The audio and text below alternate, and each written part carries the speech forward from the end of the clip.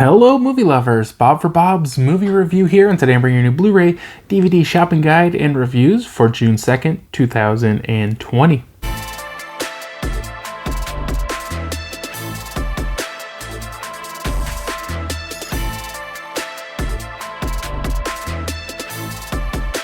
Hope you guys do enjoy the video. Before I start it, I just want to let you guys know that I will not be doing a May collection update.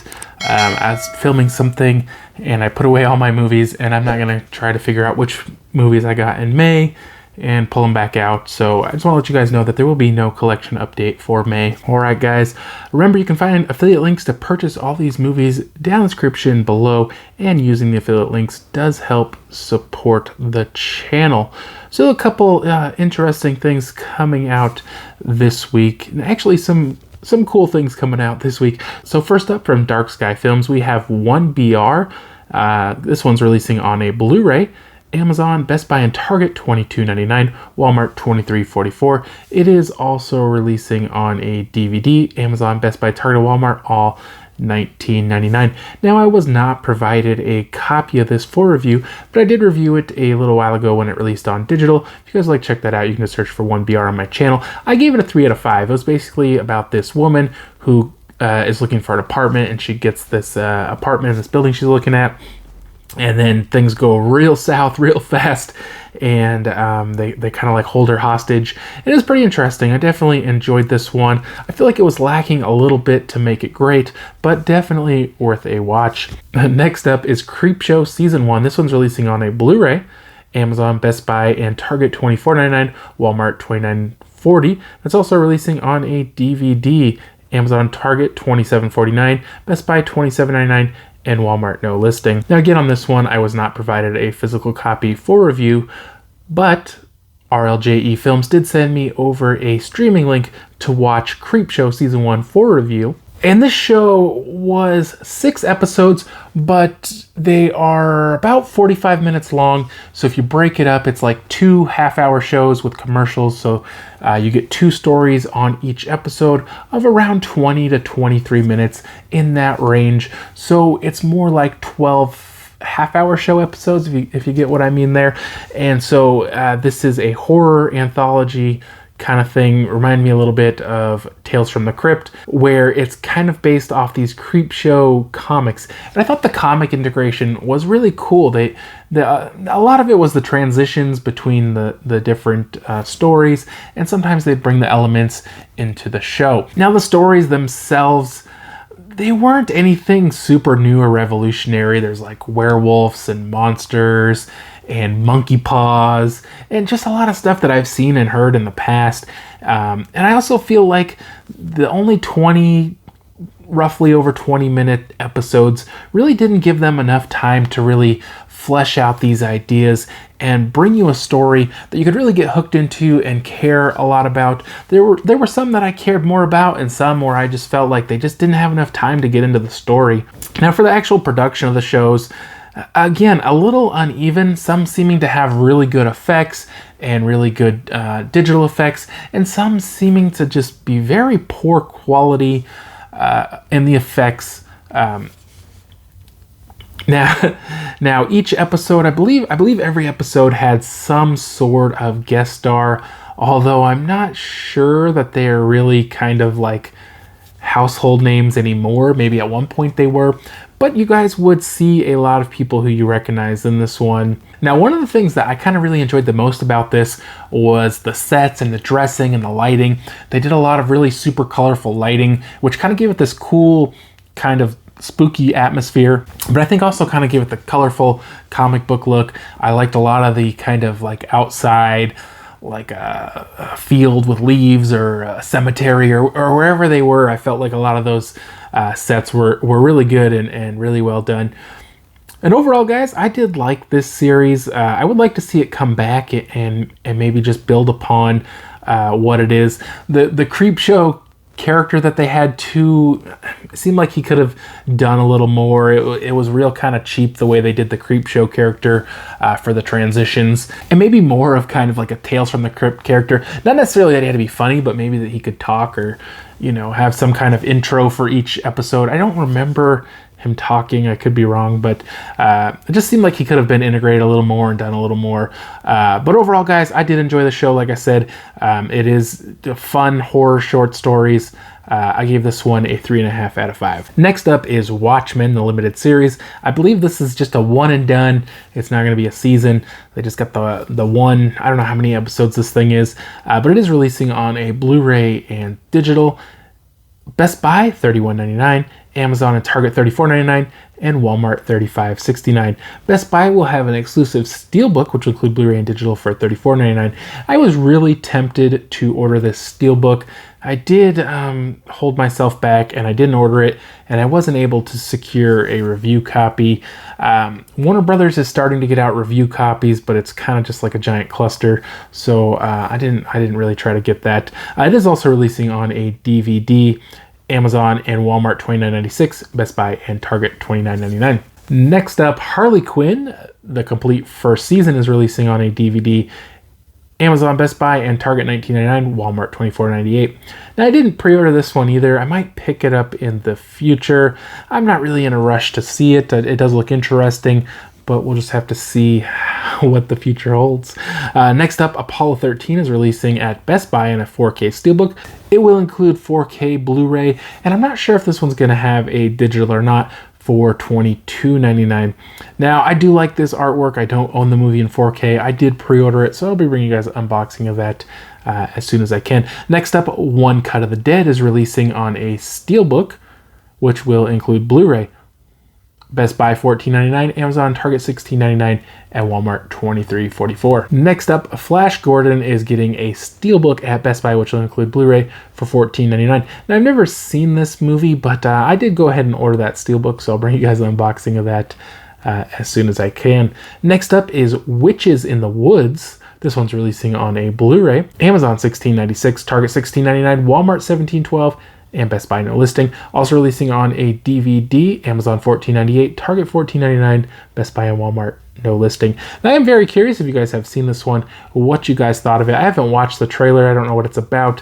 I just like the title. Next up is the Blackout Invasion Earth, releasing on a Blu-ray. Amazon and Walmart, $18.56, Target $18.59, and Best Buy no listing. It's also releasing on a DVD. Walmart $9.96, Amazon $12.98, Target $12.99, and Best Buy no listing. Next up is Extraordinary, releasing on a Blu-ray. Amazon $19.99, Best Buy, Target, Walmart, all no listing. Also releasing on a DVD. Walmart $14.84, Amazon $14.99, Best Buy and Target no listing. Next up, guys, Jaws is coming to 4K, and it will include a 4K Blu-ray and digital. Amazon and Walmart $19.96, Best Buy $19.99, and Target no listing. Best Buy will have an exclusive 4K Steelbook, which will include 4K Blu-ray and digital, for $24.99. I did pre-order that one as well, so I will bring you guys an unboxing of that once I get a chance. Parasite, a very popular movie from last year, is getting a 4K Blu-ray and digital release. It only came out on Blu-ray and DVD earlier in the year. Now they've decided to put out a 4K release. Amazon and Walmart $19.96, Best Buy $19.99, and Target $23.99. And I did pre-order that one as well, guys, so I'll bring you guys an unboxing of that as soon as I can. Urban Cowboy is getting a Paramount Presents Blu-ray. Amazon and Walmart $14.96, Best Buy and Target $14.99. Now, I did not get sent a copy of this one, at least so far, so I probably have to order this one, guys, because I got to keep the collection going, right? I got the first 5. Yeah, I got the first 5, so I'm going to have to pick this one up. I've never seen Urban Cowboy, though. What do you guys think of it? Next up is Star Trek Short Treks, releasing on a Blu-ray.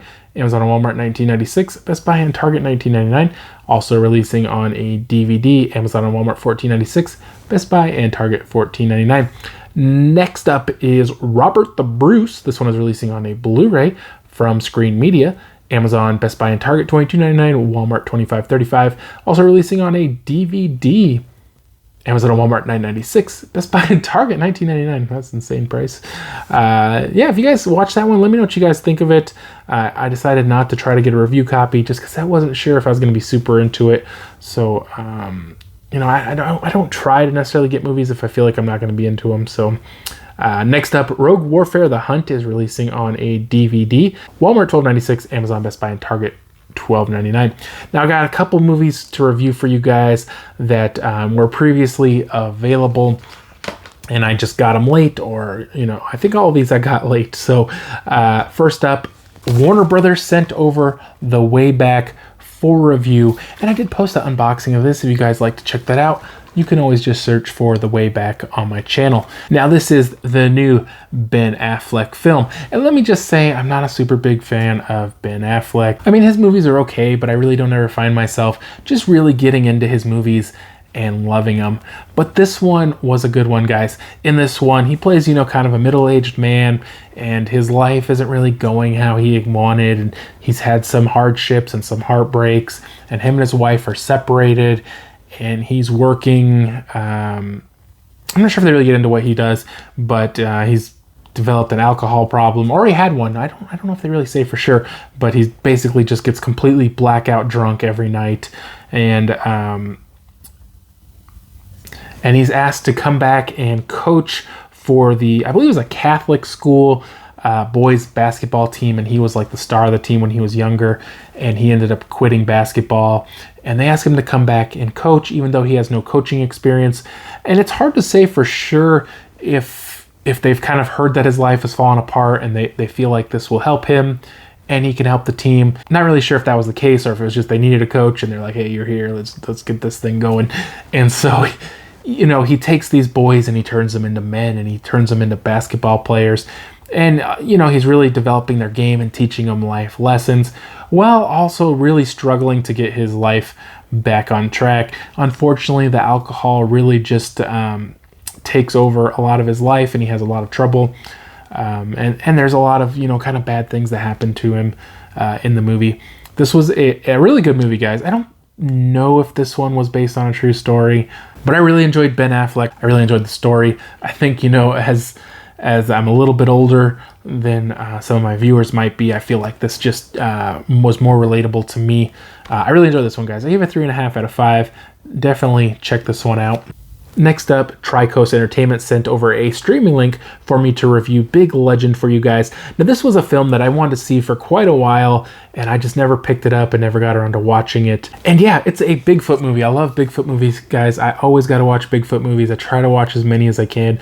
I just think it's a really interesting subject, and I think sometimes the movies can kind of end up pretty interesting. Now, this one was about this man and this woman. They go out camping kind of in the middle of nowhere. I can't remember if they said exactly what state they were in, but when they go out there, he proposes to her, and kind of unfortunately they really draw out this opening to the movie where they're showing them hiking, and I can't remember if they went fishing or just all these things they're doing, and they just kind of really draw it out, when all we need to do is really see that, you know, they get engaged. And then the night comes, and they're in a tent, and they start hearing, you know, they got the lore of the Bigfoot with the hitting of the trees and the rocks and all this stuff. They got that stuff going down, and so they hear all these noises, and he goes out, and then something like grabs her, and, you know, he doesn't see her again. And then for some reason he ends up in a mental hospital, I guess because he keeps saying it's Bigfoot. I don't know. I don't think he says it's Bigfoot. He doesn't know what it is, but he ends up in a mental hospital for a year, and when he gets out, he starts trying to find answers. And he ends up getting her camera she had, and you can see the Bigfoot or a blurry figure or whatever in the background of one of the pictures. So he goes out there to investigate. Now, that was a pretty good idea, and I kind of like the way they did it, and you know, finding the picture and whatnot. I thought that was a cool idea. So he goes out there, and he just kind of walks around again, and they kind of really go into a lot of time of him just kind of walking around with his gun, looking down the scope, and just really drawing it out. I'm not sure if this is an attempt to pad the runtime, but it really gets drawn out. And then we get to where he's attacked, which was pretty cool. I definitely like that. And he ends up meeting this other guy who's been out there for, I think, years, just kind of living out there and hunting. And he kind of knows the Bigfoot, but they end up teaming up to go find either the Bigfoot or his fiance or just whatever they can find. And they end up getting into like a little bit of the lore, and they kind of hint at like this company owns the land, but maybe there's something sinister going on. They don't really get into it though. I think it's kind of falls off. But at the end of this one, they do say, you know, the sequel's coming, and I looked it up. It's in pre-production, so I'm not sure if they're actually going to make it. It's been a few years. You know, you'd think they would have done something with it already, but maybe it'll still happen. I definitely would be interested in seeing that, and maybe they'll kind of develop more of what happened with this company, or maybe they won't. But it'd definitely be interesting to see if they did. So overall, guys, you know, I thought this was a solid Bigfoot movie. You know, the acting, well, not perfect, was above adequate for sure. It was definitely pretty decent acting. And the overall production of the movie was pretty good. The Bigfoot looked good. Again, not amazing, but I mean, definitely really well done Bigfoot. I was a little confused by some of the things, like he's setting up these traps, and it's like, okay, what's his plan? Seems to all fall apart, but I don't even understand what his plan was to begin with. They don't really establish the plan. But, you know, overall, guys, it was enjoyable, a little drawn out, but I did give this one a 3 out of 5. Well, the last one for this week, guys, Epic Pictures sent me over Torpedo U235 for review. I did post an unboxing of this, so you guys like to check that out. Just search for Torpedo U235 on my channel. So I believe this movie is a Belgium movie. I don't know how you would say that, but so this movie is about this group of soldiers or some sort of resistance or something who are fighting Nazis, and they're kind of trying to hunt down these higher up guys, and they're supposed to be getting the information, but they just want to kill them. And they end up being asked to take this stolen submarine full of uranium to the United States to build the A-bomb. And, you know, they agree. I feel like a lot of submarine movies really fall into a trap of just getting really slow paced and focusing too much on driving the submarine. And it just really slows down the movie. And once they get into the submarine, I was kind of afraid that was what was going to happen.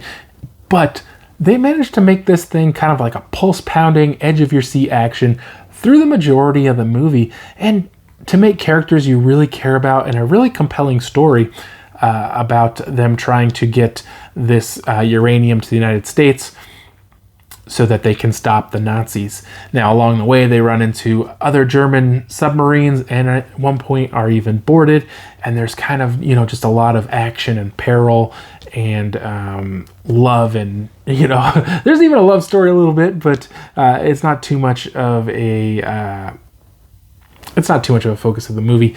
Now, I was very surprised at how well produced this movie was. You know, it had a lot of shots of submarines, a lot of different areas of the inside of the submarine, and a lot of stuff going on.